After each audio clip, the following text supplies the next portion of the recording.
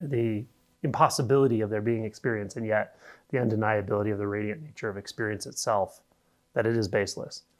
But even then, we can reify as a view baseless radiance. It's interesting in Dzogchen, I don't know a lot about Dzogchen, but often if you read about Dzogchen, they'll talk about the base. They talk about a base being there. And then at some point, it's described that there's also no base, which is really important.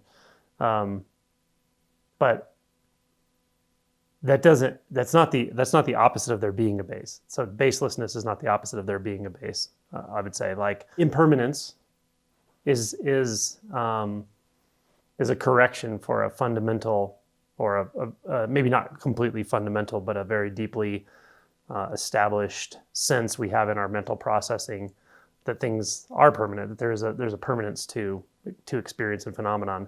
And so the doctrine of impermanence, or the realization of impermanence, most importantly, is a correction for that.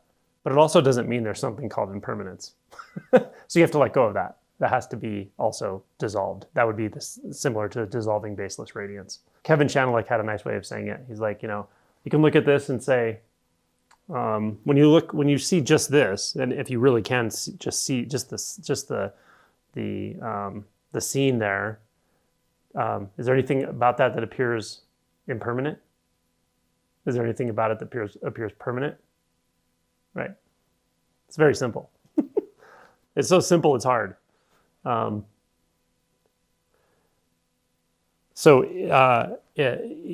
There's just no words for this, but it's like it's sort of a free fall, but you even have to let go of free fall. It's almost like entering the world of the impossible, and then everything is possible, and then again, and again, and again, and again. Freed from delusive hindrance, and where that actually leads you is indescribable. Where that leads is a world of indescribability, of impossibility. And yet magically it appears, just like this appears magically. This appears rather magical, actually, when the illusions of permanence, perpetuity, solidity, and division, time and space, when those illusions fall away, this actually appears quite magical. It is really a magic trick. And I don't know who's doing it. It's doing itself. That's the really wild part. And you could say that's just the beginning. Where that goes and how that proceeds effortlessly and endlessly into itself is not within the realm of description, nor does it have to be. What will allow that exploration to continue on and on, the only thing that will allow it is to fully relinquish the self-structure. Before that, you'll sense it and you'll get tastes of it, but a view will continue to form somehow. An inherent view of experience will form somehow. It'll form a little bit and then dissolve and form and dissolve. But once that self-structure, the fundamental self-structure is out of the way,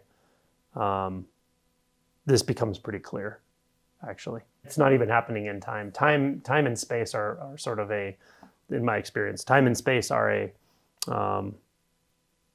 a way that we can talk about that, right. A way that we can put it together with math, with physics, with conventional language. There's a mark in the spiritual, like, maturity of an individual practitioner, let's say, that a point in time, maybe it's not one exact point, but it's a space and time where practice definitely changes from something that feels quite intentional to very much the opposite. It's the spontaneity itself, the allowance of the spontaneity to carry itself forward.